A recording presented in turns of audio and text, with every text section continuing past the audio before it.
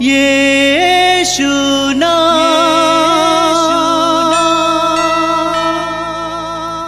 यीशु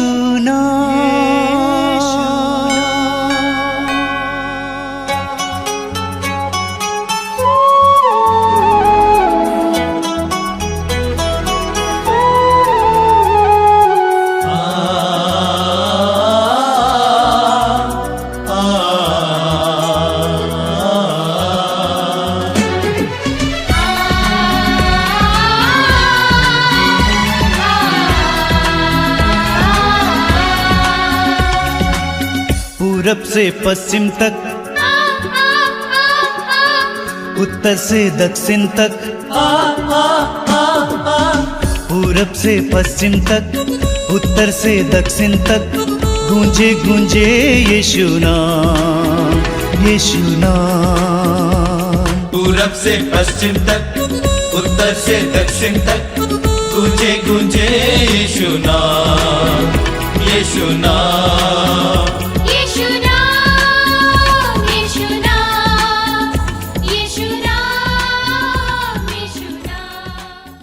आप सभी भाई बहनों का स्वागत है इस मातृधाम सत्संग में। आप जानते ही ये अनुग्रह का समय है, आशीष का समय है। नहम्याह के ग्रंथ के अध्याय 8 उसके वाक्य 10 में प्रभु का वचन कहता है, प्रभु के आनंद में तुम्हारा बल है, प्रभु के आनंद में तुम्हारा बल है।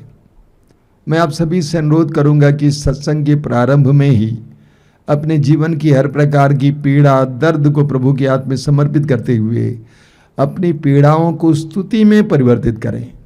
आपने देखा होगा हम सत्संग शुरू करते हैं स्तुति के द्वारा, क्योंकि स्तुति में बल है। स्तुति के द्वारा हम अपने हृदय को उत्तेजित करते हैं, हम अपनी आत्माओं को जगाते हैं। विशेष करके हमारी आत्माएं, हमारा मन, हमारा हृदय विभिन्न प्रकार की पीड़ाओं से जूझ रहे हैं, और ऐसी परिस्थिति में हम लोग बहुत ज़्यादा अपने को कमज़ोर महसूस करते हैं। अपने अंदर एक आध्यात्मिक चेतना की कमी हो जाती है, हम ठंडे हो जाते हैं। ऐसी परिस्थिति में ये आवश्यक है कि हम प्रभु की स्तुति करते हुए, प्रभु की आराधना करते हुए, गीत गाते हुए अपने आप को जगाएं। हमें प्रभु के सानिध्य के लिए अपने आप को जगाने की ज़रूरत है। हम उत्पत्ति ग्रंथ की अध्याय 28 में पढ़ते हैं याकूब के बारे में। याकूब एक निर्जन प्रदेश में रात के समय सोया हुआ था। याकूब को एक दिव्य दर्शन हुआ, सपना हुआ, और वचन में लिखा हुआ है कि याकूब नींद से जाग उठा। याकूब नींद से जाग उठा और उसने कहा कि ये प्रभु का निवास स्थान है, प्रभु का सानिध्य यहाँ है और मुझे नहीं मालूम था। और सच्चाई यह है कि हम जहाँ कहीं भी हैं वहाँ पर प्रभु का निवास स्थान है, वहाँ पर प्रभु की उपस्थिति है। लेकिन हमारे दुखों के कारण, हमारी पीड़ाओं के कारण, हमारी चिंताओं के कारण हम उसको महसूस नहीं कर पाते हैं। तो आइए हम लोग अपने हृदय और मन को जगाएंगे, गीत गाते हुए, ताली बजाते हुए, सबके साथ मिलकर तालियां बजाते हुए, हमारे भाई मोक्षा और सुभाषिनी के साथ मिलकर हम प्रभु की स्तुति और आराधना करेंगे। हृदय खोलिए और इस गीत में उनको साथ दीजिए। तेरी जय जय हो, तेरी जय जय हो, तेरी जय हो, जय हो पिता। तेरी जय जय हो, तेरी जय जय हो, तेरी जय हो, जय हो पिता। तेरी जय जय हो, तेरी जय जय हो, तेरी जय हो, जय हो पिता। तेरी जय जय हो, तेरी जय जय हो, तेरी जय हो, जय हो पिता। तेरी जय हो, तेरी जय हो, तेरी जय हो, जय हो पिता। तेरी जय हो, तेरी जय हो, तेरी जय हो, जय हो पिता। तेरी जय हो, तेरी जय हो, तेरी जय हो, जय हो पिता। सब लोग आएंगे। तेरी जय हो, तेरी जय हो, तेरी जय हो, जय हो पिता। तेरी जय जय जय हो, तेरी जय जय हो, तेरी जय हो पिता। तेरी जय जय हो, तेरी जय जय हो, तेरी जय हो पिता।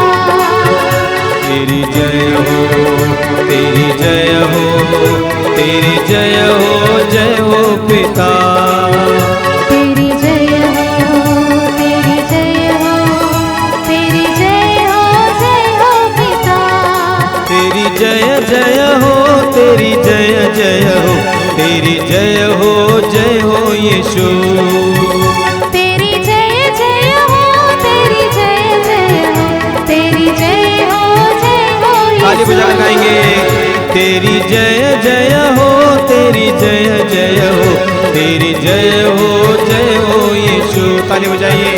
तेरी जय जय हो, तेरी जय जय हो, तेरी जय हो यीशु।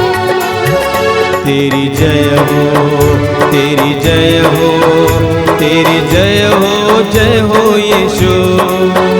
तेरी जय हो, तेरी जय हो, तेरी जय हो यीशु। तेरी जय हो, तेरी जय हो, तेरी जय हो यीशु। तेरी जय हो, तेरी जय हो, तेरी जय हो यीशु। तेरी जय जय हो, तेरी जय जय हो, तेरी जय हो यीशु।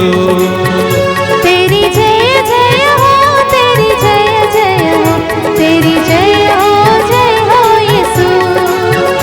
तेरी जय हो, तेरी जय हो, तेरी जय हो यीशु। तेरी जय हो, तेरी जय हो, तेरी जय हो यीशु।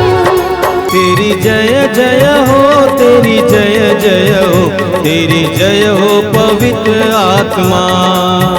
तेरी जय जय हो, तेरी जय जय हो, तेरी जय हो पवित्र आत्मा। तेरी जय जय हो, तेरी जय जय हो, तेरी जय हो पवित्र आत्मा। सब तेरी मिलकर। जय जय हो, तेरी जय जय हो, तेरी जय हो पवित्र आत्मा। तेरी जय हो, तेरी जय हो, तेरी जय हो पवित्र आत्मा। तेरी जय सब हो, लोग गाएंगे। तेरी जय हो, तेरी जय हो पवित्र आत्मा। तेरी जय हो, तेरी जय हो, तेरी जय हो पवित्र आत्मा। सब मिलकर गाएंगे। तेरी जय हो, तेरी जय हो, तेरी जय हो पवित्र आत्मा। तेरी जय जय हो, तेरी जय जय हो, तेरी जय हो पिता। तेरी जय जय हो, तेरी जय जय हो, तेरी जय हो पिता। तेरी जय जय हो, तेरी जय जय हो, तेरी जय हो यीशु। तेरी जय जय हो, तेरी जय जय हो, तेरी जय हो यीशु। तेरी जय जय हो, तेरी जय जय हो, तेरी जय हो पवित्र आत्मा। तेरी जय जय हो, तेरी जय जय हो, तेरी जय हो पवित्र आत्मा। तेरी जय हो, तेरी जय हो, तेरी जय हो यीशु। तेरी जय हो, तेरी जय हो, तेरी जय हो Yeshu. Hallelujah, hallelujah, hallelujah, hallelujah. Hallelujah, सब लोग आइए। Hallelujah, hallelujah, hallelujah. Hallelujah, hallelujah, hallelujah, hallelujah गाइए। Hallelujah, hallelujah, hallelujah, hallelujah. तेरी जय जय हो,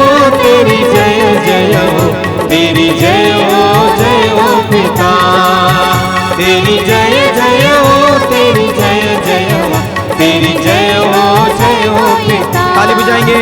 तेरी जय जय हो, तेरी जय जय हो, तेरी जय हो पिता। तेरी जय जय हो, तेरी जय जय हो, तेरी जय हो यीशु। आइए स्तुति करेंगे। Hallelujah hallelujah hallelujah hallelujah hallelujah hallelujah. Yeshu Yeshu Yeshu Yeshu Yeshu Yeshu तेरे आराधना के तुम संसार में हालेलुया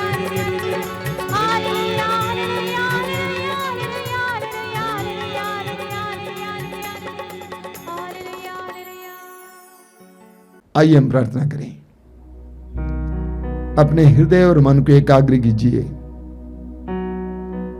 आप जहां कहीं भी बैठे हैं, मैं आपसे अनुरोध करूंगा कि प्रभु की उपस्थिति में आ जाएं। हमने बड़े आनंद के साथ प्रभु की स्तुति की। आइए हम उस प्रभु की उपस्थिति का एहसास करें। अपने हृदय को प्रभु की कृपाओं के लिए खोलें। हम एक ऐसे ईश्वर के बारे में बाइबल में पढ़ते हैं जो हमारे प्रति प्रेम रखने वाला है, हमारे लिए सोचने वाला है। यिर्मयाह नबी के ग्रंथ के अध्याय 29 वाक्य 11 में प्रभु का वचन कहता है, तुम्हारे लिए निर्धारित योजनाएं मैं जानता हूं। तुम्हारे हित की योजनाएं अहित की नहीं, तुम्हारे लिए आशामय भविष्य की योजनाएं। हमारे लिए आशामय भविष्य की योजनाएं जानने वाले उस प्रभु की उपस्थिति का एहसास कीजिए। हम अक्सर अपने भविष्य के बारे में चिंतित रहते हैं, जबकि हम ये भी नहीं जानते कि क्या हम भविष्य में जीवित रहेंगे। अपने आप को प्रभु को समर्पित कीजिए। अपने हृदय को प्रभु की कृपा के लिए खोलिए। विश्वास को जगाइए। आंखें बंद कीजिए। हृदय के द्वार को खोलिए। प्रभु को आपके जीवन में कार्य करने दीजिए। मैं जानता हूं कि आपके हृदय में बहुत सारी पीड़ाएं हैं, दर्द हैं, अभी भी हैं। उन सारी बातों को प्रभु को समर्पित कीजिए। प्रभु के पवित्र वचनों पर विश्वास कीजिए। यह विश्वास कीजिए कि प्रभु सत्य प्रतिज्ञा है। प्रभु अपने वचन को बदलते नहीं हैं। यीशु ने कहा यूहन्ना के सुसमाचार के अध्याय 6 में, जो मेरे पास आता है मैं उसे कभी नहीं ठुकराऊंगा। जो मेरे पास आता है मैं उसे कभी नहीं ठुकराऊंगा। प्रभु के इस दिव्य वाणी पर पूरी तरह से विश्वास कीजिए और अपने हृदय और मन को खोलिए प्रभु की उपस्थिति के लिए। प्रभु के पवित्र वचनों को सुनने के लिए अपने आप को तैयार कीजिए। पवित्र आत्मा से प्रार्थना कीजिए, आइए पवित्र आत्मा मेरे जीवन में आइए, मेरी परिस्थितियों में आइए, मेरे परिवार में आइए, मेरी कमजोरियों में आइए, मेरी तंगी में आइए। पवित्र आत्मा सामर्थ्य का आत्मा है। पवित्र आत्मा शक्ति का आत्मा है। पवित्र आत्मा शांति और प्रेम का आत्मा है। उस पवित्र आत्मा को आपके जीवन में कार्य करने दीजिए। अपनी आंखें बंद करके, हृदय खोलकर, दोनों हथेलियों को खुला रखकर पवित्र आत्मा के आदर में गीत गाएंगे। हम सभी इस गीत में लीन हो जाएंगे और पवित्र आत्मा का आह्वान करते रहेंगे कि पवित्र आत्मा हमारे जीवन में आ जाए, हमारे हृदयों में आए, हमारी बुद्धि को प्रकाशित करें, हमारे हर प्रकार के ठंडेपन को दूर करके हमारे अंदर अपनी गर्मी भर दे। पवित्र आत्मा से प्रार्थना कीजिए। फिर से वो आग बरसा दे, फिर से तूफान आने दे, तेरी महिमा से, तेरे सामर्थ्य से, फिर से तो अभिषेक कर दे।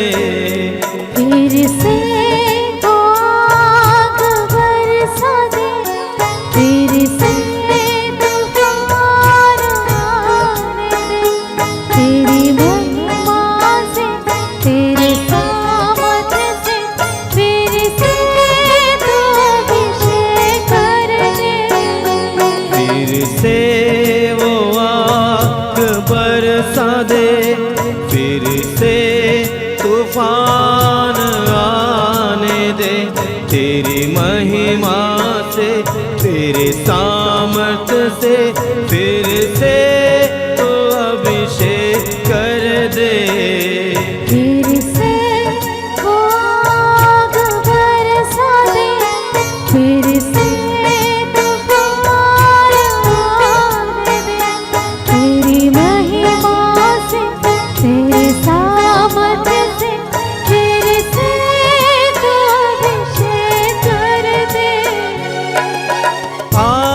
पवित्र आत्मा, पवित्र आत्मा, पवित्र आत्मा, पवित्र आत्मा,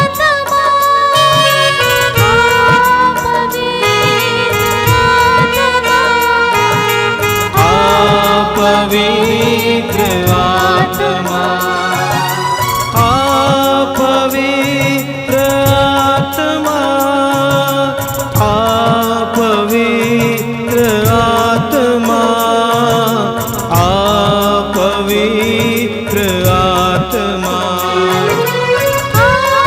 पवित्र आत्मा, पवित्र आत्मा, पवित्र आत्मा, बहने दे उस हवा को, छू ले हर एक दिल को, तेरा दर्शन हमें मिले। करते हैं प्रार्थना तुझसे,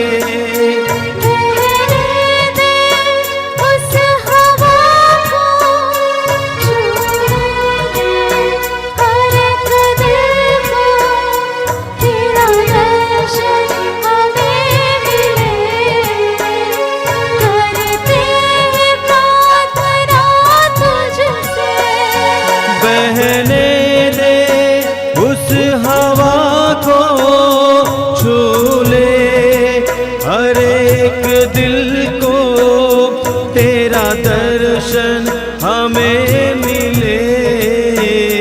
करते हैं प्रार्थना तुझसे,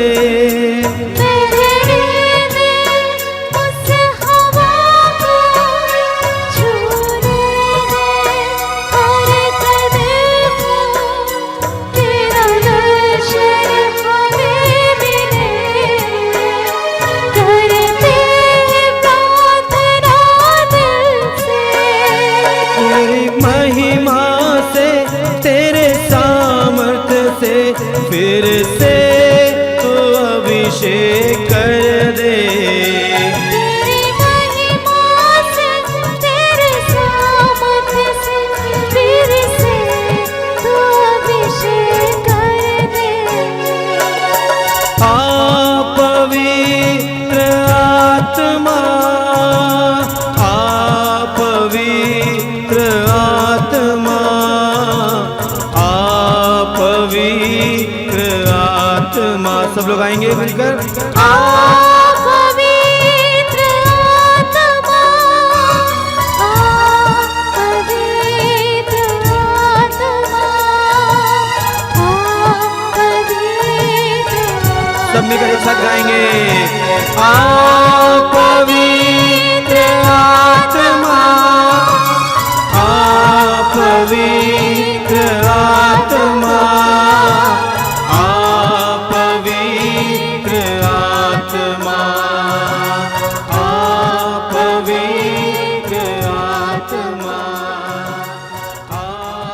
पवित्र आत्मा। अपनी आंखें खोलें। मेरे प्रिय भाई और बहनों, प्रभु को धन्यवाद देता हूं आज के सुंदर दिन के लिए, प्रभु की आशीषों के लिए, प्रभु की कृपाओं के लिए।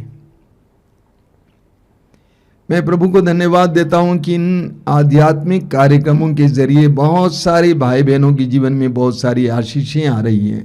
प्रभु की आशीषों के लिए अपने हृदयों को हमेशा खुला रखिए। बाइबल में जिस ईश्वर के बारे में हम पढ़ते हैं कि वो ईश्वर प्रेमी ईश्वर है, वो हमें अपनी आशीषों से भरना चाहते हैं। हमारी आवश्यकता है कि हम हमारे हृदयों को खोलें उसके लिए। प्रभु को धन्यवाद देता हूं। और आप इस तरह के कार्यक्रमों में भाग लेना बंद मत कीजिएगा, जारी रखिए और भी अधिक से अधिक लोगों को इसके बारे में जानकारी दीजिए। मेरे प्रिय भाई और बहनों, प्रभु ईश्वर से हमें बहुत सारी आशीषें मिली हैं। हमें कई प्रकार का आशीर्वाद मिला है। किसी को अलग अलग प्रकार की प्रतिभाएं मिली हैं। किसी को शारीरिक सामर्थ्य मिला है, शक्ति मिली है, स्वास्थ्य मिला है। किसी को सौंदर्य मिला है, किसी को बुद्धि शक्ति मिली है, और इसके साथ साथ कई लोगों को धन भी मिला है, बहुत पैसा भी प्राप्त हुआ है। आज मैं इस बात पर मनन करना चाहता हूं कि हम इस धन का कैसे व्यय करते हैं,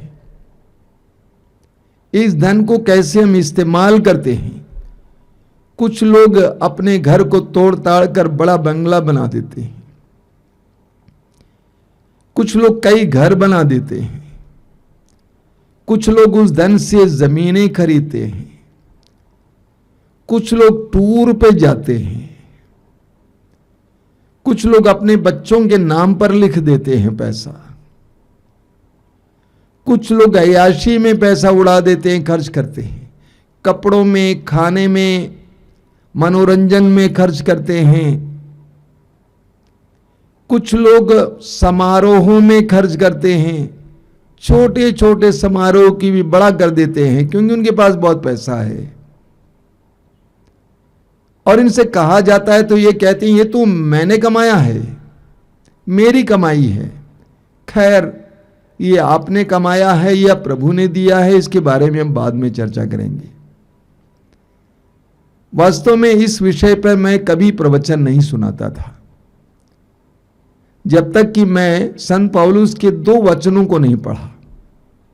पहला वचन है तीमोथी का पहला पत्र अध्याय 6 वाक्य 17 और 18। वहां पर संत पौलुस कहते हैं, इस संसार के धनियों से अनुरोध करो कि वे घमंड न करें और नश्वर संपत्ति पर नहीं बल्कि ईश्वर पर भरोसा रखें जो हमारी उपभोग की सब चीजें पर्याप्त मात्रा में देता है। वे भलाई करते रहें, सत्कर्मों के धनी बने, दानशील और उदार हों। इस वचन के द्वारा प्रभु ने मानो मुझसे कहा कि तुम धनियों से कहो, घमंडी ना बनो, धन का सही व्यय करो और उदार बनो। दूसरा वचन है फिलिपियों के पत्र के अध्याय 4 वाक्य 17 में संत पौलुस कहते हैं, मैं दान पाने के लिए उत्सुक नहीं हूं, मैं इसीलिए उत्सुक हूं कि हिसाब में आपकी जमा बाकी बढ़ते जाए। एक बार और पढ़ूंगा। पौलुस कहते हैं मैं दान पाने के लिए उत्सुक नहीं हूं। पौलुस दान लेते नहीं थे। मैं इसीलिए उत्सुक हूं कि हिसाब में आपकी जमा बाकी बढ़ते जाए। पौलुस कहते हैं कि आपसे मैं दान इसलिए नहीं मांगता हूं कि मुझे आवश्यकता है। पौलुस स्वयं काम करके अपनी जीविका का ख्याल करते थे, लेकिन पौलुस कहते हैं कि मैं आपसे इसीलिए दान मांगता हूं ताकि खाते में आपका खाता बढ़ जाए, आपका जमा बढ़ जाए। हमें लूकस के सुसमाचार के अध्याय 12 में उसके वाक्य 16 से लेकर मूर्ख धनी का दृष्टांत पढ़ने को मिलता है। सुसमाचार में यह लिखा गया है मूर्ख धनी का दृष्टांत। उस जमाने में धनी का मतलब था जिसके पास बहुत जमीन हुआ करती थी, जिसकी जमीन में बहुत अच्छी फसल हुआ करती थी, जिसके पास बहुत ज्यादा जानवर थे, बहुत सारे दास दासियां थे। तो ऐसा ही एक धनी जिसके पास बहुत जमीन थी और ईश्वर की दया से उस बार उसको जमीन से बहुत अच्छी फसल मिली। इतनी अच्छी फसल मिली कि वो सोचने लगा कि मेरे बखार में जमा करने के लिए स्थान नहीं है, मैं क्या करूंगा। इसीलिए उसने कहा कि मैं अपने भंडार को तोड़ूंगा और बड़ा सा भंडार बनाऊंगा और उसमें सारे अनाज को इकट्ठा करूंगा और कहूंगा तुम्हारे पास बहुत सालों के लिए है, अब ऐश करो, आराम करो। उस दृष्टांत में प्रभु कहते हैं कि उसी रात को ईश्वर उसके पास आता है और पूछता है, रे मूर्ख, यदि तुम्हारे प्राण तुमसे लिया जाए तो ये सारा धन किसका हो जाएगा। उस धनी को मूर्ख धनी क्यों कहा गया है? सबसे पहले उसने सोचा था कि यह मैंने उगाया है, फसल मैंने उगाया है। हालांकि अगर ईश्वर की कृपा नहीं होती तो अच्छी फसल नहीं मिलती, समय पर बारिश नहीं होती तो अच्छी फसल नहीं होती। लेकिन उसने सोचा कि ये मेरी कमाई है, मेरी बुद्धि शक्ति से, मेरे परिश्रम से मैंने पाया है। नंबर 2, उसने सोचा कि ये सारी फसल मेरे लिए है। उसको सोचना चाहिए था कि मेरे पास इतना ज्यादा अनाज हो गया है कि मेरे भंडार में जगह नहीं है, चलो मैं इसको वितरित कर देता हूं। जिनको इस बार अच्छी फसल नहीं, मैं उनको उनको दे देता हूं। जो गरीब है मैं उन्हें बांट देता हूं, कम से कम वे मुझे दुआएं देंगे। उसने ये नहीं सोचा कि इतना प्रभु ने दिया है और प्रभु ने इसलिए दिया है ताकि मैं बांटूं, क्योंकि एक समय ऐसा भी आ सकता है जब मैं कमजोर हो जाऊं, दुर्बल हो जाऊं, तब उस समय लोग मेरी मदद के लिए आ जाएंगे। तो उसने जो किया वो मूर्खता है, उसने मूर्खता प्रकट की, इसीलिए उसको मूर्ख धनी कहा गया है। लूकस के सुसमाचार के अध्याय 16 वाक्य 16 में एक बहुत सुंदर उदाहरण मिलता है। लूकस का सुसमाचार अध्याय 16, वहां पर एक बेईमान कारिंदे के बारे में बताया गया है। लूकस का सुसमाचार अध्याय 16, उसमें बेईमान कारिंदे के बारे में बताया गया। वाक्य 1 से, एक धनी इंसान का कारिंदा था, मुंशी था, जो बेईमान था, और इसीलिए लोगों ने मालिक से कहा कि वो बेईमान है, तो इसीलिए मालिक ने सोचा कि मैं इसको हटा दूंगा। ये बात उसके कान तक पहुंच गई, तो उसने सोचा अभी मैं क्या करूंगा, मुझे काम करने की आदत नहीं है, फावड़ा नहीं चला सकता हूं और दूसरा कोई काम आता ही नहीं है, तो मैं क्या करूंगा। तो इसीलिए उसने सोचा कि मैं ऐसा करूंगा, मेरे मालिक के जितने ऋणी हैं, कर्जदार हैं, उनको बुलाऊंगा और उनके कर्ज को आधा कर दूंगा, ताकि जब मालिक के द्वारा बाहर किया जाऊंगा तो वे सभी मेरा स्वागत करेंगे और इस तरह मेरी जिंदगी अच्छी तरह चलेगी। और उसने ऐसा ही किया। वाक्य 8 में हम पढ़ते हैं, प्रभु ने कहा, स्वामी ने बेईमान कारिंदा को इसीलिए सराहा कि उसने चतुराई से काम किया, क्योंकि इस संसार की संतान आपसी लेन देन में ज्योति की संतान से अधिक चतुर है। प्रभु यीशु कहते हैं कि मालिक ने उस बेईमान कारिंदे के उस कार्य के लिए उसको सराहा, प्रशंसा की। कई लोग मुझे फोन करके पूछते थे कि स्वामी जी ऐसा क्यों है, उसकी बेईमानी को प्रभु ने क्यों सराहा। इसका अर्थ हमें अगले वचन में मिलता है। अगला वचन वाक्य 9 में लिखा हुआ है, और मैं तुम लोगों से कहता हूं, झूठे धन से अपने लिए मित्र बना लो, जिससे उसके समाप्त हो जाने पर वे परलोक में तुम्हारा स्वागत करें। यह इसका अर्थ है। इस बेईमान कारिंदे के बेईमानी के लिए मालिक ने उसको प्रशंसा की। उसका अर्थ यह है, प्रभु कहते हैं जिस तरह उस बेईमान कारिंदे ने समय रहते वहां उसके मालिक के घर से बाहर निकलने पर कैसे मित्र मिलेंगे उसके लिए कार्य किया, उसी तरह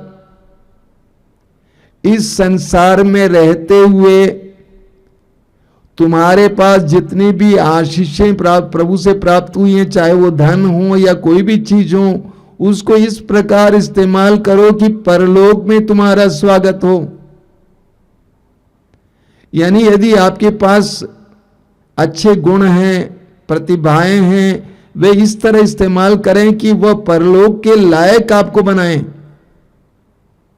आपके पास धन संपत्ति है, उसका इस प्रकार इस्तेमाल करें कि आप उस धन संपत्ति के द्वारा परलोक के लायक बने। 4-5 साल पहले आश्रम में एक युवती आई थी। वह IRS थी और सेल्स टैक्स डेप्यूटी कमिश्नर थी एक जिले की। जवान थी और उन्होंने मुझसे कहा कि जब मैं पढ़ रही थी उस समय मैंने सोचा था कि मैं कमिश्नर बनूंगी, उसके बाद धन कमाऊंगी, अपनी जिंदगी को अच्छा बनाऊंगी। लेकिन मेरा एक सीनियर था, वो पास हो चुका था। उसने मुझसे कहा कि देखो, इन संसार के लिए तुम कमा रही हो, लेकिन परलोक के लिए भी कुछ कमाया करो। इस बात ने उस युवती को स्पर्श की और वो युवती गरीब लड़कियों की मदद करने लगी। गरीब लड़कियों की मदद करने लगी। स्कूल में बच्चों को पढ़ाने के लिए पैसा देने लगी। उसको लगा कि मुझे जो पैसा मिल रहा है, जो धन मिल रहा है, उसको मैं इस तरह व्यय करूंगी कि मैं परलोक के लायक बन जाऊंगी। बाइबल हमें सिखाती है कि हमारे पास जो कुछ है उसका दशमांश ईश्वर का है। पहले कोरिन्थी अध्याय 4 वाक्य 7 में संत पौलुस कहते हैं, आपके पास क्या है जो आपको दिया नहीं गया है। एक जबरदस्त बात है। आपके पास क्या है जो आपको दिया नहीं गया है। आपके पास जो कुछ है वो आपको दिया गया है। ये आपकी आंखें, ये कान, ये जुबान, ये हाथ, ये पैर, ये बुद्धि शक्ति, ये परिश्रम करने की शक्ति, ये सब आपको दिया गया है। इसीलिए ईश्वर को आपकी सारी उपलब्धियों पर अधिकार है। बाइबल हमें सिखाती है कि हमें अपनी कमाई में से, अपने सब कुछ में से 1/10वां हिस्सा ईश्वर को देना चाहिए। दशमांश जिसे कहते हैं। अपनी कमाई में से, अपने समय में से, सब कुछ में से 1/10वां हिस्सा ईश्वर को देना चाहिए। सूक्ति ग्रंथ के अध्याय 3 वाक्य 9 में हम पढ़ते हैं, अपनी संपत्ति से प्रभु का सम्मान करो, उसे अपनी उपज का दशमांश चढ़ाओ। वचन कहता है अपनी संपत्ति से प्रभु का सम्मान करो, उसे अपनी उपज का दशमांश चढ़ाओ। और लोग ऐसा किया करते थे, यहूदी लोग ऐसा किया करते थे और आज भी बहुत सारे विश्वासी लोग ऐसा किया करते हैं। अपनी संपत्ति का 1/10वां हिस्सा प्रभु को देते हैं। मैं बहुत सारे लोगों को जानता हूं जो दशमांश देते हैं। मलाकी के ग्रंथ के अध्याय 3 उसके वाक्य 8 से 10 तक इस प्रकार हम पढ़ते हैं। प्रभु कहते हैं, क्या मनुष्य ईश्वर को ठग सकता है? फिर भी तुम मुझको ठग रहे हो। तुम फिर पूछोगे हम किस प्रकार तुझे ठग रहे हैं? तुम दशमांश और भेंटों में मुझे ठग रहे हो। तुम पर, हाँ, तुम्हारे सारे राष्ट्र पर शाप लगा है, क्योंकि तुम मुझे धोखा दे रहे हो। तुम पूरा दशमांश और मेरे और भेंटें भंडार के पास लाओ, जिससे मेरे घर में भोजन रहे। विश्वमंडल का प्रभु ये कहता है, इसमें तुम मुझे परख लो। मैं अपने बादलों को आज्ञा दूंगा, मैं अपने बादलों को आज्ञा दूंगा और तुम पर भरपूर वर्षा की आशीष प्रदान करूंगा। प्रभु कहते हैं कि तुम मुझे ठग रहे हो, तुम मुझे दशमांश नहीं देते हो, प्रभु हमसे ज्यादा नहीं मांगते हैं, प्रभु हमसे सिर्फ दशमांश 1/10वां हिस्सा मांगते हैं। और प्रभु कहते हैं इस बात में तुम मुझे परख कर देखो। एक भाई मेरे पास कई साल पहले आए और कहा कि देखिए मैं विदेश में काम करता हूं, पैसा तो मिलता है लेकिन पैसा बचता नहीं है। मैंने सीधे उनसे पूछा कि आप दशमांश देते हुए क्रिश्चियन थे? और वो मुझे देखने लगे क्योंकि वो नहीं जानते थे कि दशमांश का अर्थ क्या होता है। तो मैंने कहा कि आपकी कमाई में से 1/10वां हिस्सा प्रभु का है। उस समय से वो भाई दशमांश देने लगा। आज वो दुकान चलाता है, अच्छी दुकान है। प्रतिदिन उसको जो प्रॉफिट मिलता है, लाभ मिलता है, मुनाफा मिलता है, वो पता लगाता है और उसका दशमांश अलग रखता है और महीने के अंत में या साल के अंत में वो दशमांश किसी न किसी को दे देता है। तो प्रभु हमसे दशमांश मांगते हैं। प्रवक्ता ग्रंथ के अध्याय 35 में हम पढ़ते हैं, प्रवक्ता ग्रंथ अध्याय 35 उसके वाक्य 11 और 13 में, प्रवक्ता अध्याय 35 वाक्य 11 और 13 में, प्रसन्न मुख होकर दान चाहा करो और खुशी से दशमांश दो। प्रसन्न मुख होकर दान चाहा करो और खुशी से दशमांश दो, क्योंकि प्रभु प्रतिदान करता है, वह तुम्हें 7 गुना लौटाएगा। वह तुम्हें 7 गुना लौटाएगा।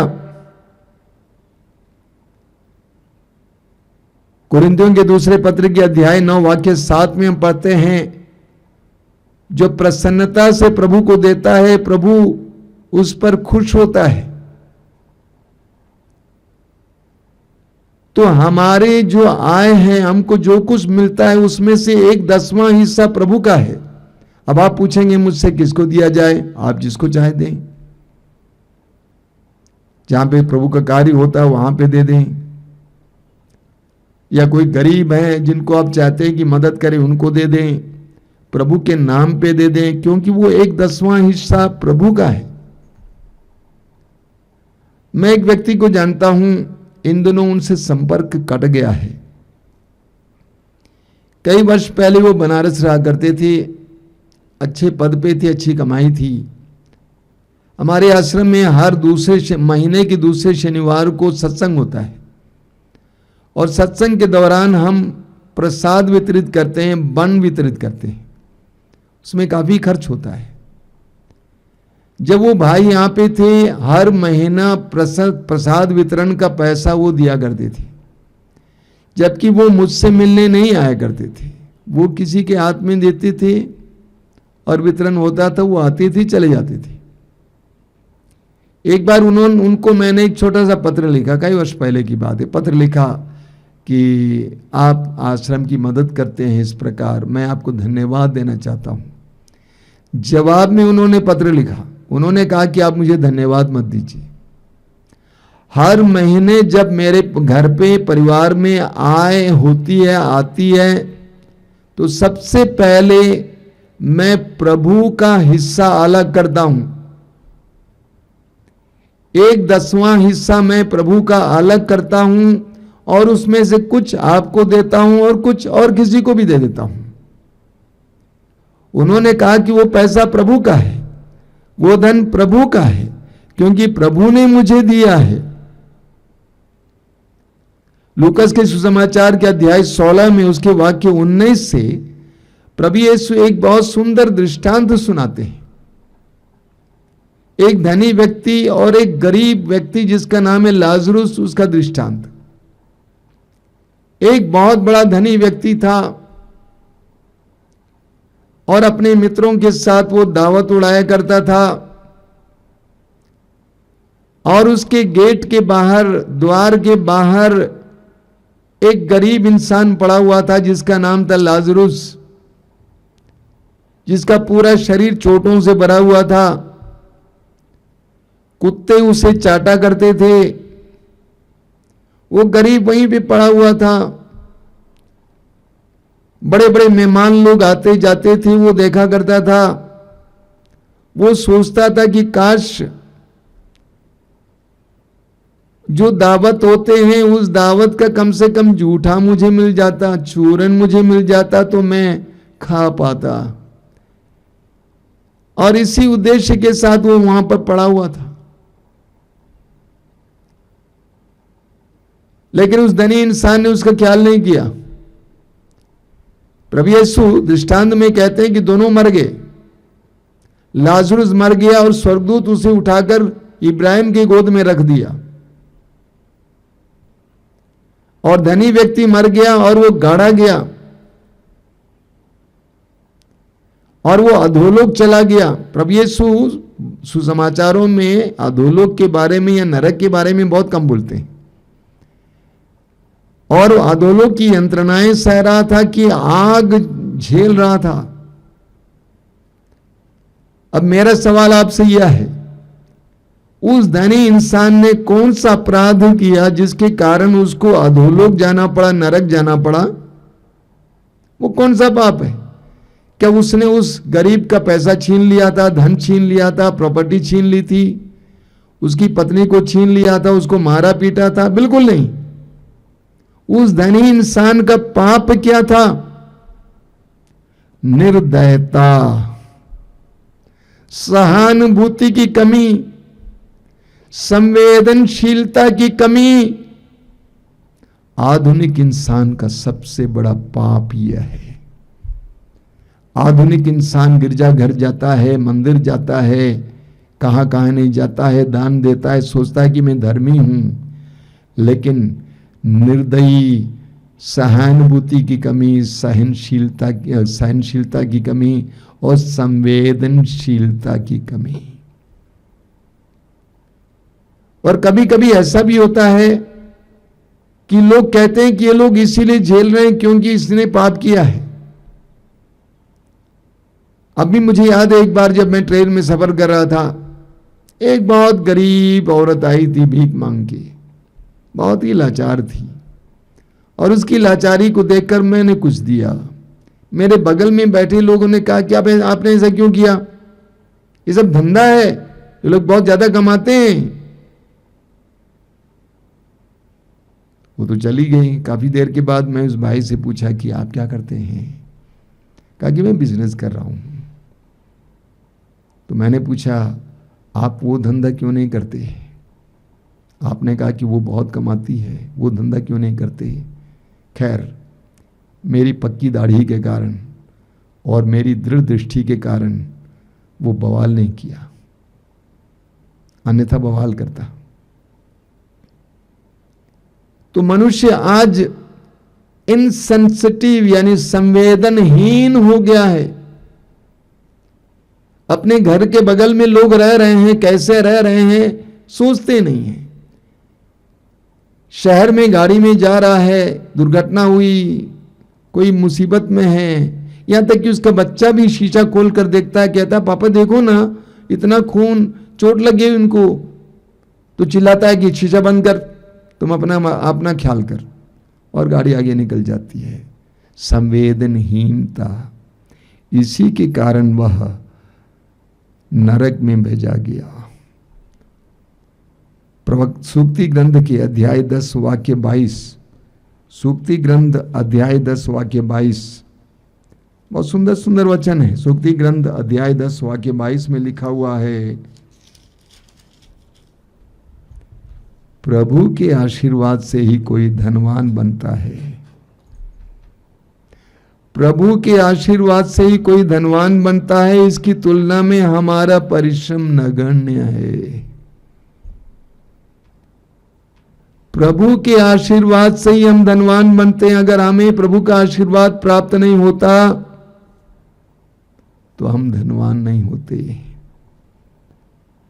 इस संसार में परिश्रम करने वाले बहुत कोई हैं, लेकिन आपको अच्छा प्रतिफल मिला, ईश्वर को धन्यवाद दीजिए। मैं अक्सर सोचा करता हूं, इस दुनिया में इतने सारे धनी लोग हैं, क्योंकि मैं हर जगह जाता हूं, फ्लाइट में जाता हूं, हर जगह जाता हूं, इतने धनी हैं और अपने ऊपर इतना खर्च कर रहे हैं। काश अगर ये संवेदनशील होते, कुछ लोगों की मदद करने के लिए तैयार होते, अपने धन में से कुछ साझा करते, कितने लोगों की भलाई होती है। क्या कभी सोचते हैं? ये कभी सोचते हैं कितने गरीब बच्चों को ये पढ़ा लिखा कर बड़ा कर सकते थे, कितने गरीब लड़कियों को नर्सिंग कराकर या प्रोफेशनल ट्रेनिंग कराकर खड़ा कर सकते थे, और उतने सारे बच्चों की दुआएं इस इंसान को मिलती, आने वाली पीढ़ियों की दुआएं इस व्यक्ति को मिलती, इस व्यक्ति के आने वाली पीढ़ियों को मिलती। वे कहते फलाने सर ने हमारी मदद की, तभी तो हम इतने बड़े हुए हैं। हे प्रभु ने आशीर्वाद दे। जब धन आ जाता है लोग भूल जाते हैं। मैं एक व्यक्ति को जानता हूं, जब बहुत अपने को आध्यात्मिक मानते हैं, अच्छे पद पे हैं, बहुत कमाई करते हैं, लेकिन उनके जीवन में बहुत अस्त व्यस्तता है, आशीर्वाद की कमी है। कारण क्या है? कारण यह है कि वो अपनी कमाई को, अपने धन को केवल अपने लिए ही खर्च करते हैं। मैं उनको कई बार टोका हूं, मैंने कहा कि आप कुछ मदद क्यों नहीं करते? हाँ, मैं मदद करता हूं, मैं कभी किसी गरीब को कुछ दे देता हूं। कितने लोगों को हमारे भाई लोग मदद कर सकते थे। प्रवक्ता ग्रंथ के अध्याय 4 उसके वाक्य 36 में पढ़ते हैं, प्रभु कहते हैं, लेने के लिए अपना हाथ मत पसारो और देने के लिए उसे बंद मत रखो। प्रभु कहते हैं लेने के लिए अपना हाथ मत पसारो और देने के लिए उसे बंद मत रखो। हम कैसे प्रभु के सामने रो रो कर प्रार्थना करते हैं, ये प्रभु हमारी मदद कीजिए, कृपा कीजिए, हमें नौकरी दिलाइए, हमें कोई धंधा दीजिए। और प्रभु हमारी प्रार्थना को सुनते हैं, एक के बदले 2 नौकरी दे देते हैं, एक बिजनेस के बदले 2 बिजनेस दे देते हैं। लेकिन उसके बाद क्या हो जाता है? उसके बाद हमारा हाथ बंद हो जाता है, देने के लिए तत्पर नहीं होते हैं। बड़ी अजीब परिस्थिति है। मैंने देखा कई लोगों के जीवन में कितना रो रो कर प्रार्थना करते थे और प्रभु ने दिया, और देने के बाद वे सोचते हैं कि मेरा परिश्रम का ये फल है, और उसके हाथ बंद हो जाते हैं। हम प्रवक्ता ग्रंथ के अध्याय 19 वाक्य 17 में पढ़ते हैं, बहुत जबरदस्त वचन है। 19:17 में लिखा हुआ है, जो दरिद्रों पर दया करता है वो प्रभु को उधार देता है, जो दरिद्रों पर दया करता है वो प्रभु को उधार देता है, प्रभु उसे उसके उपकार का बदला चुकाएगा। सुनिए कितना जबरदस्त वचन है। जो दरिद्रों पर दया करता है वो प्रभु को उधार देता है, और प्रभु क्या करेंगे? प्रभु पुरस्कार देगा, प्रभु उससे उसके उपकार का बदला चुकाएगा। हम जब गरीबों की मदद करते हैं, वचन कहता है कि हम प्रभु को उधार दे रहे हैं, और प्रभु समय आने पर उसको चुकाएगा। मैं कुछ लोगों से बोला करता था, लोगों को बताइए, जब आप एक बहुत बड़ा बंगला बना रहे हैं, घर बना रहे हैं, साथ ही साथ कुछ गरीबों के लिए 4-5 छोटे छोटे घर बनवा दीजिए। आप अपने लिए और अपने बच्चों के लिए बहुत बड़ा बंगला बना रहे हैं, अच्छी बात है, लेकिन साथ ही साथ कम से कम 4-5 छोटे छोटे घर कुछ गरीबों के लिए बना दीजिए। जानते हैं उन घरों में रहने वाले हमेशा आपको याद करेंगे, आपके लिए दुआएं देंगे, वे अपने बच्चों को भी बताएंगे, देखो उनके कारण हमें ये घर मिला है। उनकी दुआएं आपके साथ और आपके आने वाली पीढ़ियों के साथ रहेंगी। प्रवक्ता ग्रंथ के अध्याय 35 वाक्य 4 में प्रभु का वचन कहता है, परोपकार अन्न बलि के बराबर है। वचन कहता है कि परोपकार अन्न बलि के बराबर है। परोपकार करना बलिदान के बराबर है। लूकास के सुसमाचार के अध्याय 6 वाक्य 38 में प्रभु यीशु कहते हैं, जिस नाप से तुम नापोगे उसी नाप से तुम्हारे लिए नापा जाएगा। अगर तुम दूसरों के प्रति उदार बनोगे, ईश्वर तुम्हारे प्रति भी उदार बना रहेगा। मैं इस बात पर बहुत विश्वास करता हूं। मैंने देखा कि एक हाथ से मैं देता हूं तो दूसरे हाथ में प्रभु रखते हैं। प्रभु कहते हैं, जिस नाप से तुम नापोगे उसी नाप से तुम्हारे लिए नापा जाएगा। प्रवक्ता ग्रंथ अध्याय 16 वाक्य 15 वहां पे लिखा हुआ है, जो भलाई करता है उसे पुरस्कार मिलेगा। जो भलाई करता है उसे पुरस्कार मिलेगा और सबको अपने कर्मों का फल दिया जाएगा। जो भलाई करता है उसका पुरस्कार उसको प्राप्त होगा और सबको उसके कर्म का फल मिलेगा। आप जानिएगा, सूक्ति ग्रंथ के अध्याय 15 उसके वाक्य 3 में लिखा हुआ है, प्रभु की आंखें सब कुछ देखती हैं। प्रभु की आंखें सब कुछ देखती हैं, वो भले बुरे दोनों पर दृष्टि दौड़ाता है। प्रभु देखते हैं कि हम क्या करते हैं, अपने धन का कैसे व्यय करते हैं, ये सब प्रभु देखते हैं। हम प्रभु की आंखों से नहीं बच सकते हैं।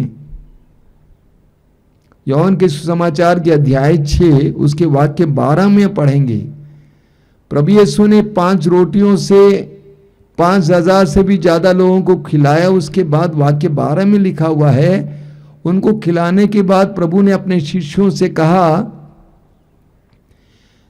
बचे हुए टुकड़ों को बटोर लो, कुछ भी बर्बाद नहीं होना चाहिए।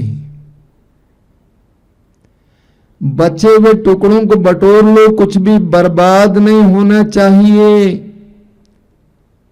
ईश्वर का कोई भी वरदान बर्बाद नहीं होना चाहिए। ईश्वर के द्वारा दी हुई संपत्ति बर्बाद नहीं होनी चाहिए। धन बर्बाद नहीं होना चाहिए। मनमाना अय्याशी में बर्बाद नहीं कर सकते हैं, क्योंकि वो ईश्वर की देन है। सूक्ति ग्रंथ की अध्याय 27 में हम पढ़ते हैं वाक्य 24 में, सूक्ति ग्रंथ अध्याय 27 वाक्य 24 में हम पढ़ते हैं, बहुत सुंदर वचन है, क्योंकि धन सदा के लिए नहीं बना रहता है। कितनी बड़ी सच्चाई है, क्योंकि धन सदा के लिए नहीं बना रहता है। कब धन हमारे हाथ से छिन जाएगा हम नहीं जानते।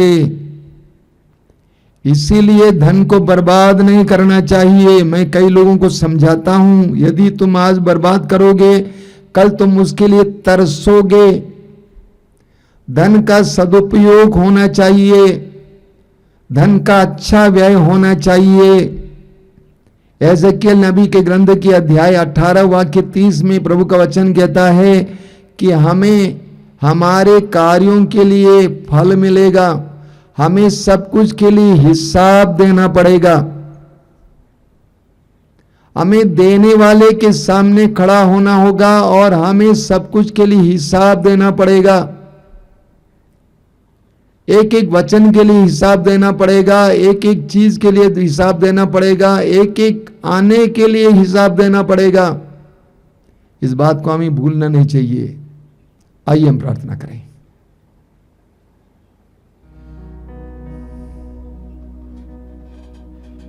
दयालु पिता, हम तुझे धन्यवाद देते हैं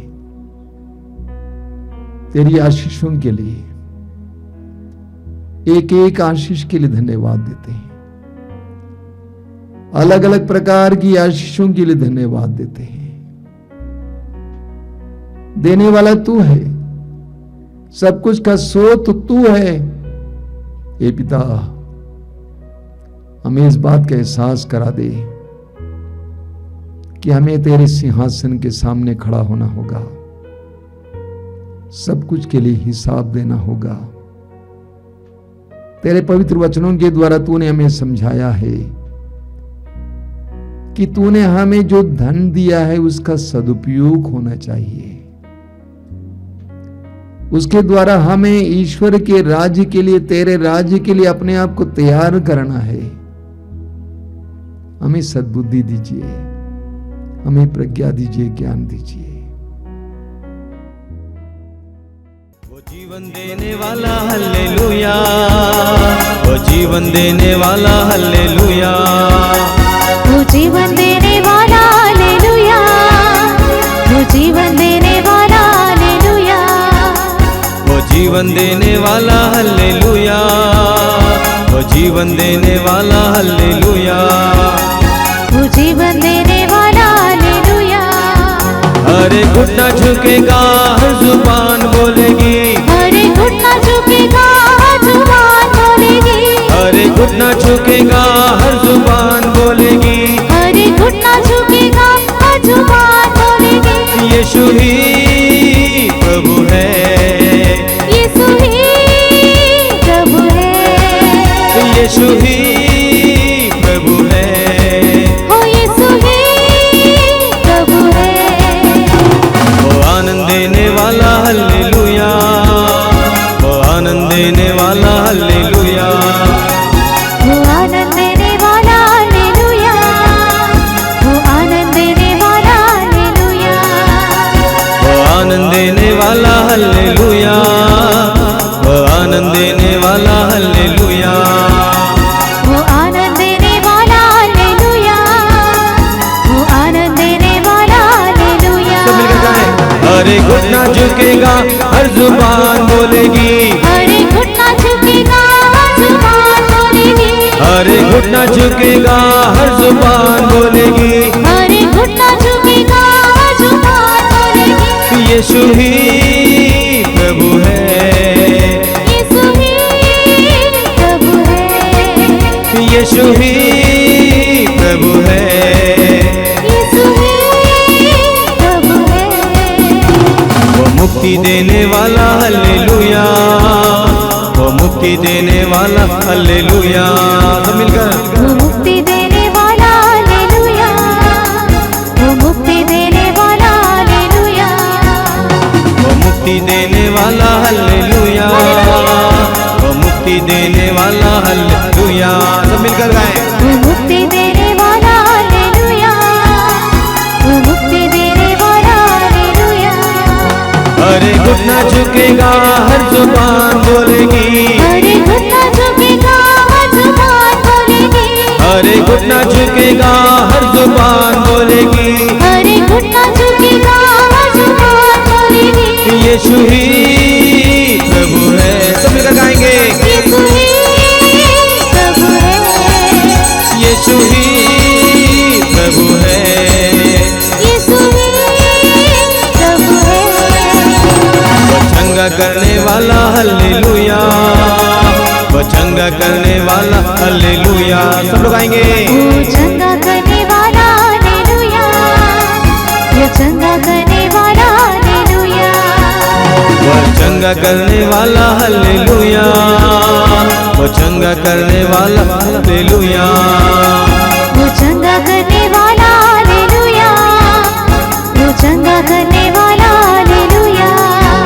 अरे घुटना झुकेगा, हर जुबान बोलेगी, अरे घुटना झुकेगा, हर जुबान बोलेगी, अरे घुटना झुकेगा, हर जुबान बोलेगी, अरे घुटना झुकेगा, हर जुबान बोलेगी। यीशु ही प्रभु है। सब लोग आए। यीशु ही प्रभु है, यीशु ही प्रभु है। विश्वास के साथ यीशु ही प्रभु है। Hallelujah hallelujah hallelujah hallelujah hallelujah. सब लोग आएंगे। Hallelujah hallelujah hallelujah hallelujah hallelujah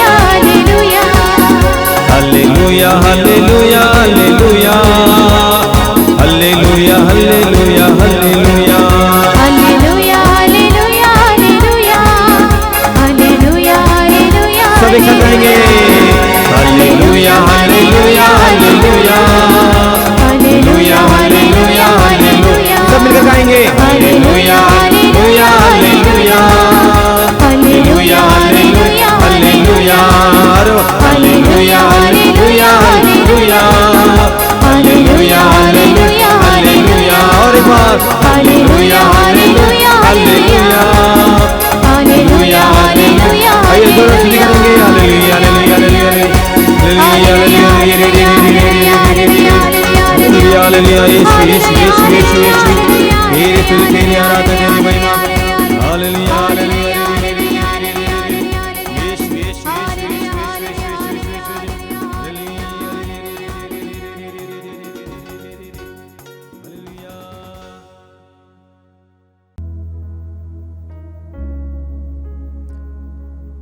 आइए मेरे भाई और बहनों, हम प्रभु की आराधना में लग जाएं। प्रभु की उपस्थिति को इस समय अंगीकार करें। आप जहां कहीं भी बैठे हैं, मैं आपसे अनुरोध करूंगा कि अपनी आंखें बंद रखेंगे और अपने हृदय को ईश्वर के लिए, सामर्थ्यवान परमेश्वर के लिए खोलेंगे। ये आराधना का समय हमारे लिए एक बहुत बड़े चमत्कार का समय है, बंधनों से आजादी का समय है, रोगों से मुक्ति का समय है, विभिन्न प्रकार की बाधाओं से आजादी का समय है। मैं आप सभी का स्वागत करता हूं और आपसे अनुरोध करता हूं कि पूर्ण विश्वास के साथ इस आराधना में भाग लें। प्रभु की उपस्थिति को इस समय अंगीकार कीजिए। मेरा प्रभु मेरे पास है, मेरे करीब है। मेरे बंधनों से मुझे आजाद करने वाला प्रभु मेरे करीब है। जिस तरह प्रभु यीशु के शिष्यों ने यीशु की करीबी का अनुभव किया, पहले यूहन्ना अध्याय 1 वाक्य 1-2 में संत यूहन्ना कहते हैं, हमने जो देखा, सुना, स्पर्श किया, अनुभव किया, वही आप लोगों को बताते हैं। उसी तरह इस समय हम प्रभु को अनुभव करें। प्रभु यीशु ने अपने प्रथम शिष्यों से कहा, और देखो, हम प्रभु के करीब आएं और प्रभु को देखें, अनुभव करें। उनमें से एक शिष्य जिसका नाम था अंद्रयास, अपने भाई सीमोन के पास जाकर कहता है, हमें मसीह मिल गए हैं, हमें मसीह मिल गए हैं। पाइए मेरे भाई और बहनों, इस समय मसीह को पाइए, यीशु को पाइए। अपने हृदय को खोलिए, इस समय आंखें बंद कीजिए। प्रभु यीशु, मैं तुझे धन्यवाद देता हूं इन क्षणों के लिए। मैं धन्यवाद देता हूं तेरे विशेष प्रेम के लिए। तूने इस संसार के प्रति अपने प्रेम को प्रकट किया। तू ईश्वर था, ईश्वर की बराबरी कर सकता था, लेकिन तू हमारी तरह दास बना, एक साधारण मनुष्य बना। धन्यवाद यीशु, धन्यवाद। धन्यवाद देता हूं इन पलों के लिए जब मेरे भाई बहनों को तू स्पर्श कर रहा है, उनके जीवन में तू आ रहा है। आइए मेरे भाई और बहनों, इस समय हम हृदय खोलकर प्रभु की आराधना और स्तुति करेंगे। समस्त स्वर्गदूतों, संतों के साथ मिलकर हम उनकी आराधना करेंगे। वो महान है, वो सामर्थ्यवान है, वो चमत्कारी है, वो अद्भुत है। स्वर्ग और पृथ्वी को बनाने वाला, शब्द मात्र से स्वर्ग और पृथ्वी को बनाने वाला। आइए हम उस प्रभु की आराधना और स्तुति करें। मेरे पीछे दोहराते जाएंगे, बोलिए hallelujah, hallelujah, hallelujah, hallelujah, hallelujah. Hallelujah. Yeshu प्रभु हैं, यीशु प्रभु है, यीशु प्रभु हैं, यीशु प्रभु है, यीशु हमारे मालिक हैं। यीशु हमारे मालिक है। Hallelujah, hallelujah, hallelujah, hallelujah,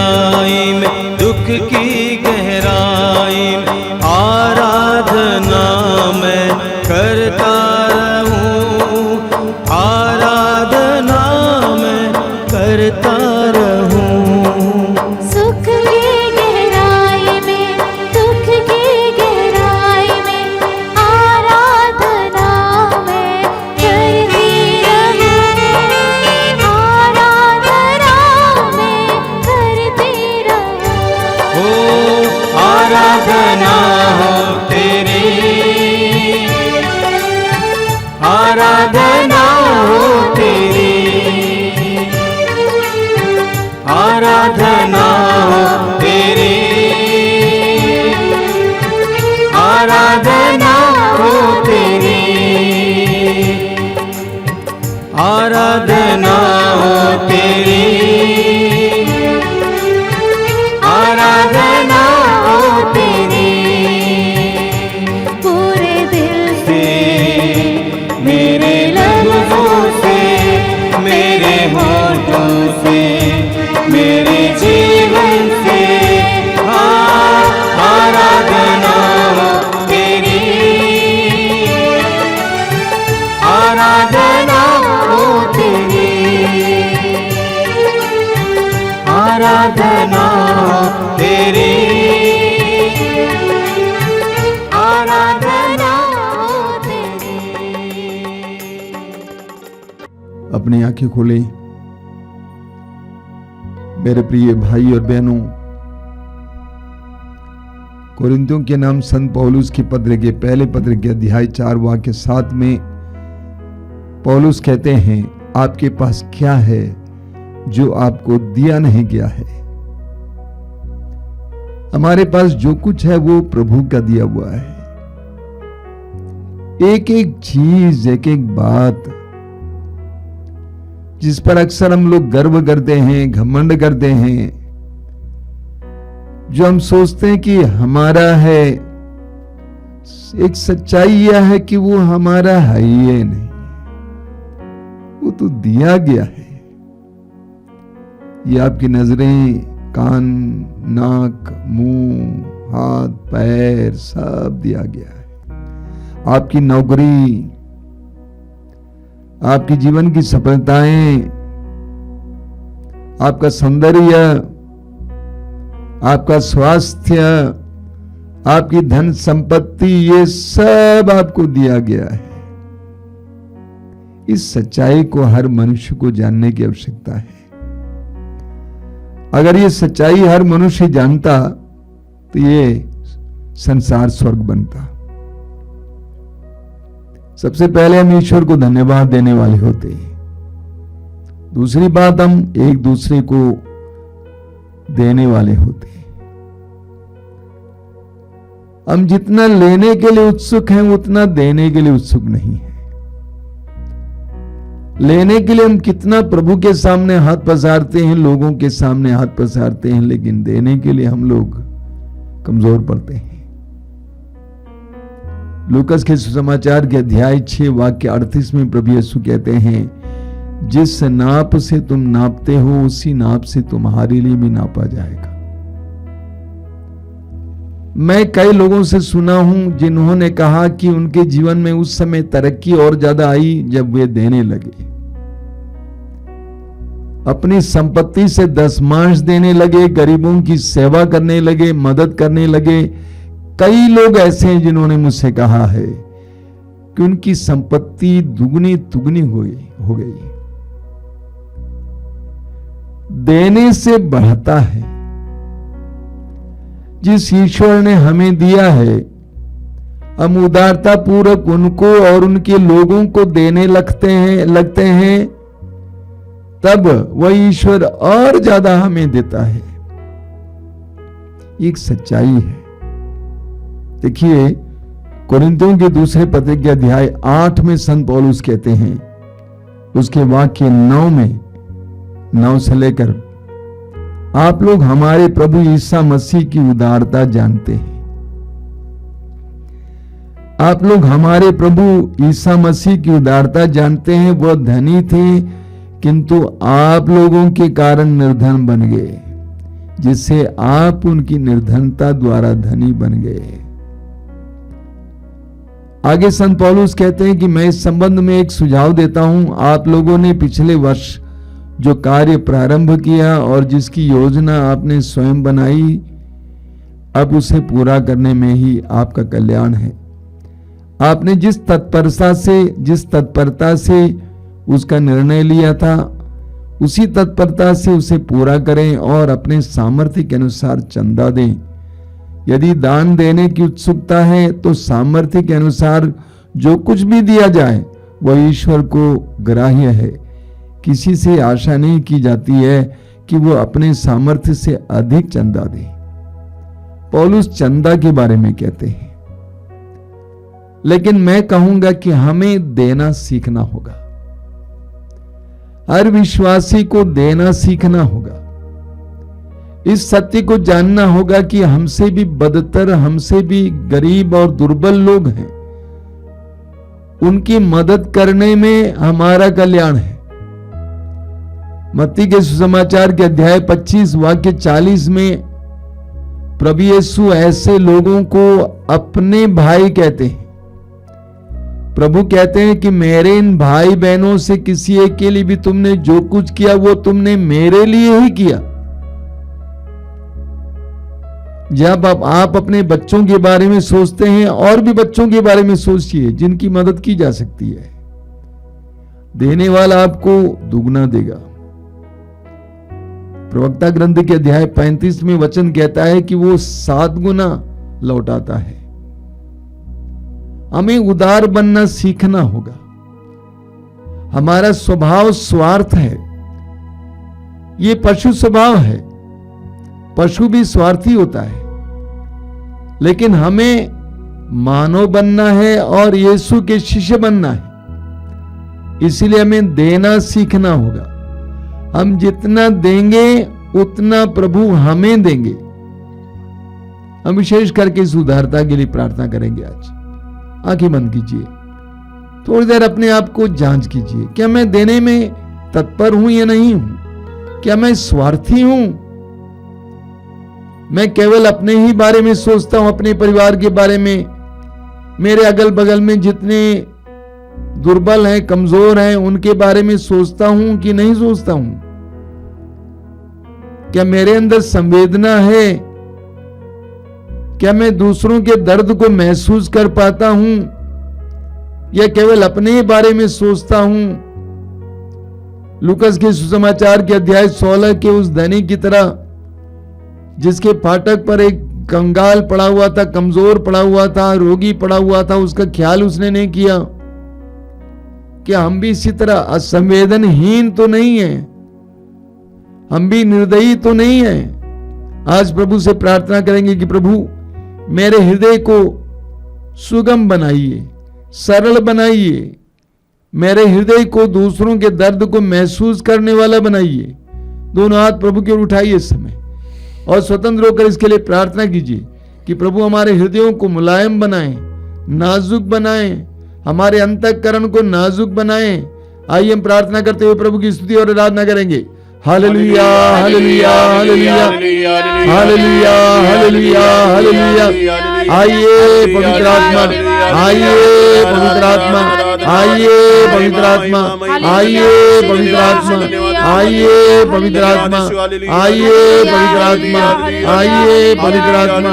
hallelujah, hallelujah, hallelujah, hallelujah, hallelujah.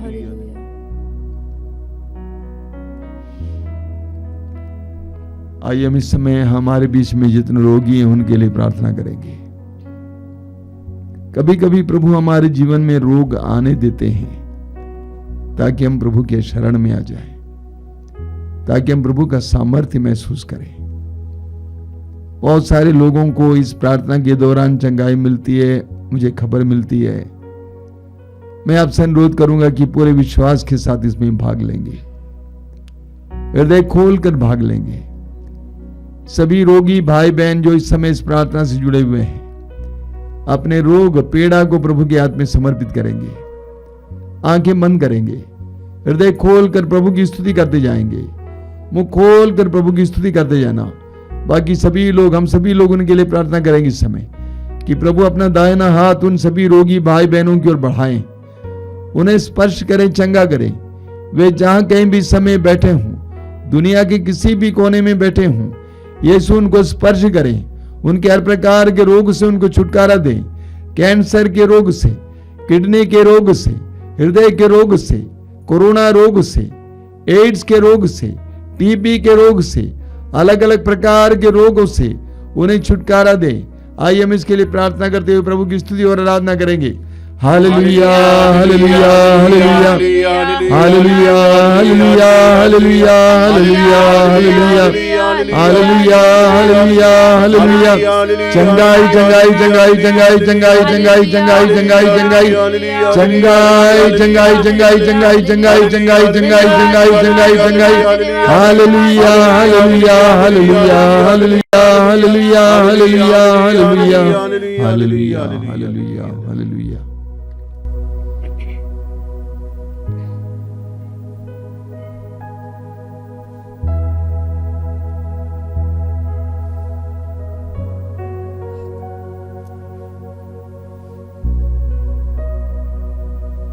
कई लोग इस समय पहली बार इस सत्संग में भाग ले रहे हैं। प्रभु उनको आध्यात्मिक ज्ञान दे रहे हैं, उनको आध्यात्मिक ज्ञान दे रहे हैं, उनको अच्छा लग रहा है। प्रभु को धन्यवाद देंगे इसके लिए। इसी तरह बहुत सारे भाई बहनों को इस सत्संग के साथ जोड़ दें, इसके लिए प्रार्थना करेंगे। मेरे प्रिय भाई और बहनों, हर रविवार की तरह आज भी मैं आपको कुछ सूचनाएं देना चाहता हूं। आश्रम से जो प्रकाशित होती है पत्रिका, प्रभु ने कहा हर महीने में प्रकाशित होती है। आप हमारे फेसबुक अकाउंट पर इसको पढ़ सकते हैं, जरूर पढ़ने का प्रयास करेंगे और लोगों को बताइएगा इसके बारे में। और मातृधाम रेडियो को सुनिएगा। मातृधाम रेडियो का ऐप आपको प्ले स्टोर में मिलेगा, जरूर लें और इसको सुनें और इससे कृपा प्राप्त करें। यूट्यूब के द्वारा जो कार्यक्रम चलते हैं, सबसे पहले सुबह 5 बजे रोज की रोटी आप में से कई लोग देखते हैं, प्रभु को धन्यवाद देता हूं। दोपहर को 3 बजे करुणा माला लाइव, शाम को 7 बजे कृपा धारा लाइव, इसके अलावा और रात को 8:30 बजे आशीर्वाद, छोटी सी प्रार्थना है और आशीर्वाद है। और हर मंगलवार को शाम को 5 बजे युवक युवतियों के लिए विशेष कार्यक्रम। हर शुक्रवार को पवित्र रक्ताभिषेक प्रार्थना शाम को 6 बजे और रविवार को सुबह 5 बजे मिसा बलिदान और दोपहर को 12 बजे मातृधाम सत्संग। इन सभी कार्यक्रमों में भाग लीजिएगा और प्रभु की कृपा प्राप्त कीजिएगा। आइए हम लोग इस समय आशीष पाएंगे। जो लोग तेल और पानी लाए हैं आशीष के लिए, कृपया अपने हाथ में उठा के पकड़ेंगे और प्रभु से प्रार्थना करेंगे कि प्रभु इस तेल और जल को आशीष दीजिए, इससे शुद्ध कीजिए, पवित्र कीजिए।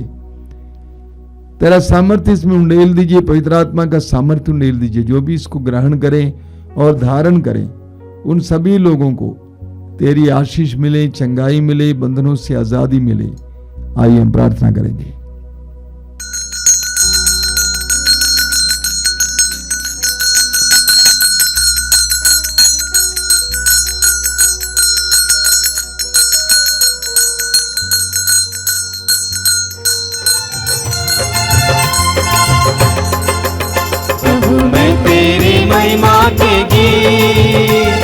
निश दिन गाता रहूंगा, कोई प्रभु मेरा प्यारा है, मैं तुझको ही धन्य कहूंगा।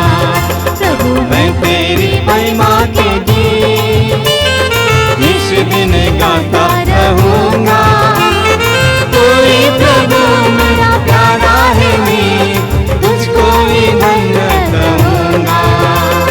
जीवन दिया तूने, पालन किया प्रभु, वरदानों से तू